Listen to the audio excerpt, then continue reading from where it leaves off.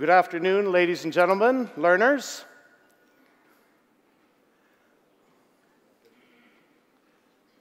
Okay. Sorry. How do you combine education, technology, and environmental issues to offer students an exciting experiential learning opportunity? About 10 years ago, Sarah Inkpen and I started a research project with some very talented colleagues and amazing students based on a vision. We wanted our students, based in Qatar, our college students, to use the skills they'd already learned, learn some new skills outside their own discipline, and work with students from across the college community as a team. So the Save the Turtle project was born. Our aim was to get the students to design and build and program robots that would then take environmental data at turtle nesting grounds across Qatar, with the goal of helping the endangered hawksbill turtle. Now, sea turtles across the world are increasingly endangered for many reasons, from land-based threats like human poaching, animals, egg stealers, soil erosion, human housing and industrial development, and sea-based threats like increased pollution and increased shipping traffic. But through a great grant from the ConocoPhillips, we've been able to work with a couple of dozen students based in Qatar from 7 different nationalities across the Middle East and North Africa region. And these students have been designing and building and programming robots that we started with Lego Mindstorm robots, and then they advanced to more sophisticated robots that were more rugged and had more interesting electronics in them. Like this.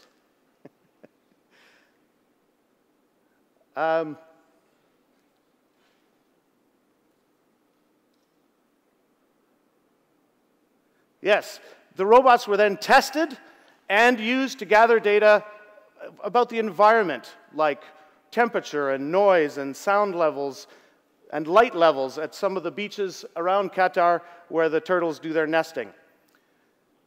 We are also using the robots for a lot of environmental outreach. We engage school children of all ages to learn about the plight of the hawksbill turtle through Environmental Day awareness activities and school visits. And our own students have gained an incredible, invaluable experience speaking and learning and teaching at these visits, as well as speaking at different international conferences on sea turtles and education around the world.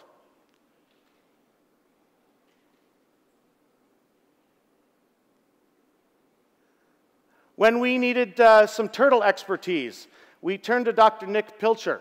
He's one of the foremost turtle experts in the world, and he received us at his turtle institution in Malaysia, where our team gathered a whole bunch of turtle facts, and then we went on to visit a sea turtle sanctuary island in the middle of the Sulu Sea.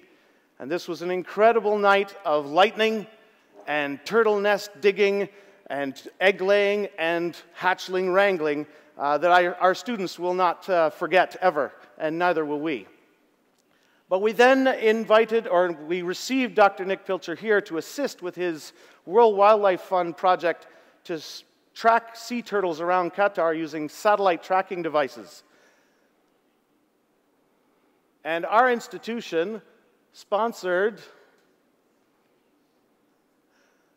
4 of these turtle tracking devices. And here's some of the turtles that we tracked that night. Our institution sponsored 4 of these tracking devices on turtles that we named C, N, A, and Q. And our students were overjoyed to take part in this experience that they would not normally have been afforded in a traditional classroom environment. But now the robots, word of our success got out, and we were given a Ford Motor Company Environmental Award. It's the first one ever given to Qatar, and it was the largest that they had ever given. And now our project was ready to beef up the robots.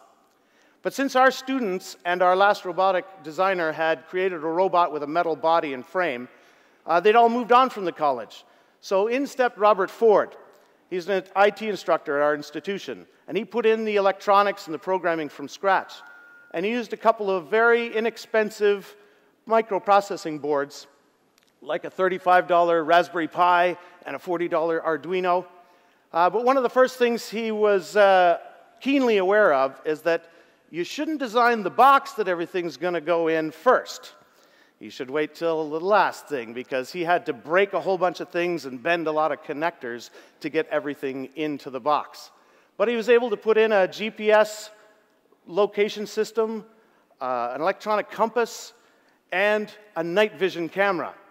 So we had a joystick input and a semi-live update. So we had to then learn how to drive this robot from afar. So we had to be very patient, we had to be very slow, and use a lot of predictive movements. And we even had a pilot in Canada fly, or not fly, but drive the robot around the campus here. And this video, if someone could play the video, because it's not playing yet. Sorry. He commented that flying a real airplane was a lot easier. Now, with a 4G network and a satellite phone, we could now operate this robot from anywhere in the world. And, if you can see from this, when the video plays, from a perspective of about 40 centimeters above the ground, you have very limited visibility. And so, especially at night, with, even with the infrared camera and an illuminator, we couldn't really tell what we were looking at until you got right up on it. There we go. So here's our robot going around campus, and this is the perspective from the robot vision. And after many successful trials around campus, except for one ill-fated one where we got stuck in an elevator, and we had to then explain to security what was going on, we were ready to take it out to some desert trials. So we took it down to Sea Line Beach, and we tried it in the sand on the beach. And we learned a very valuable lesson there. In the sand, on the beach, in the hot sun, you should be prepared for anything and everything to go wrong. We learned that we should bring spare parts for just about everything on the robot and a complete set of tools wherever we go. So then we were ready to take this robot on the road. So I'm going to let my colleague Sarah tell you about our latest adventure. Thank you. Thank you, Kerry. Thank you for letting me share this amazing journey that we've had with the robot and the turtles. This is our research team. It's global. We have people from Costa Rica, from Panama, and from Qatar. So, you don't probably need to know Spanish to be able to understand what it says here. Please do not eat the eggs of the turtle. And here, wild dogs. So when we were in the Goa for the Sea Turtle Symposium, we took our magnificent Lego robot, thinking that we were so clever and everybody was going to embrace the idea of the environment and technology. And to our surprise, that was not the case. But luckily, there were two researchers that were there from Panama that saw what was possible for them. And in 2016, many poachers, so they lost most of their eggs. They sell the eggs for $1 each. And the wild dogs, now theory says that if a wild dog eats one turtle egg that they're addicted, and they will dig forever to be able to find these eggs. I think they were just hungry, but nonetheless, they lost numerous nests, and they killed 8 adult turtles. So we called on some other expertise because we didn't have the biology expertise we needed. And the previous year, Barbara Villamore and Johnny Horteau were there to help us to find out what had gone on the year before and the year that we were there. So the robot arrived, as did we, August 2017. This was its first job. So the robot was playing nanny to the nursery. And as it watched, you see the hole that's in this one here. That's an indicator that the eggs are about to hatch. And so without the researchers having to spend time watching the nursery, we actually could have had the robot. We realized it could have really been a robot on a stick with a security camera watching, and once the scene changed, it could have sent us a message. At this time, Robert and I were like more than a kilometer away. So what we saw, though, you can see on the Punta Shami peninsula here, which juts into the Pacific Ocean, that the robot was where the little red balloon is, and what we were watching was the hatchlings. So we were a long way away for a while. As soon as we saw them hatching, we, of course, took off. I love these babies. They are so amazing. Here they are at about 5 minutes old. They were safely hatched because once a nest is laid, usually somebody, if they know the nest is there, digs up the eggs and puts them into the nursery so that they're protected from poachers and from dogs, and they have help when they need to get to the water. So when I was in Qatar, I thought that I learned to speak turtle. So here goes. I don't know what I was actually saying, but that's how the turtles sound, and I'm hoping I was wishing them good luck. This is what we saw at night. So here you can see that the robot has moved down the coast, and not really very clear where it was. I'm hoping you understand this was autonomous. The fact that we have a team out with it was in fear that somebody would take it. Well, nobody did because someone always was there. So this is what we could see and what the people on the beach could see. This was an action research project that we were doing, so the idea was when we saw something wrong, we would try to fix the robot. And as Kerry said, one of the things is the eye was really too low, and the other was our lighting.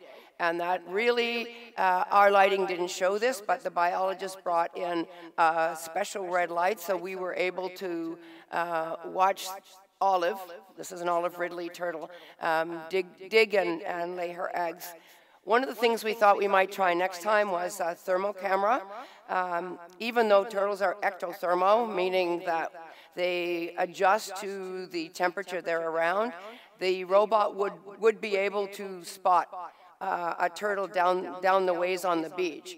So this beach that you saw is about 5-6 kilometers, just this one section, way too much for one researcher to be prowling the night looking for eggs or looking for turtles. So this robot would have been able to find them. So this is the nest. You know, she lays approximately 100 eggs at a time. She lays 3 nests in one season and then goes away for 6, 7, 8 years. It's this going away for the 5, 6, 7, 8 years that's a problem for people to realize that the turtles are becoming extinct. Because the following year, there will still be the same number of turtles coming because it'll only be down the road some that they will start to be extinct. And as you know, the hawksbill turtle indigenous to Qatar is on the special list. So this video, but I can do it if it doesn't come on. Actually, when the turtle comes in to lay, she uses her front flippers, burrows herself into the sand, and there we go. And then, oh my God, is she amazing. And then, once she gets herself down, she uses her back flippers, making cylindrical movements so that she can drop all of her eggs into one. The robot, watching, alert at all times, first of all records the location, the GPS, so the researchers can come back and move her eggs afterwards. Also on the lookout for poachers and wild dogs. The robot was equipped with a very high frequency whistle that Robert could start with just a click of a mouse if anything came near. So this robot could have been controlled. Robert could have stayed in Qatar and controlled the robot from there, except we needed him as engineer, programmer, caregiver for the robot. Oh, one more. So we're hoping that there will be other environmental needs. This is the robot escorting Olive into the water. One more thing that we realize is that the robot doesn't have a water alert on it, and so we need to have it very close. So this was one collaboration. We're hoping that there will be other issues, maybe not always with turtles, but certainly I hope so. And for me, these turtles are absolutely amazing. And I'm awestruck every time that I see them, and I hope that you will be too. Thank you.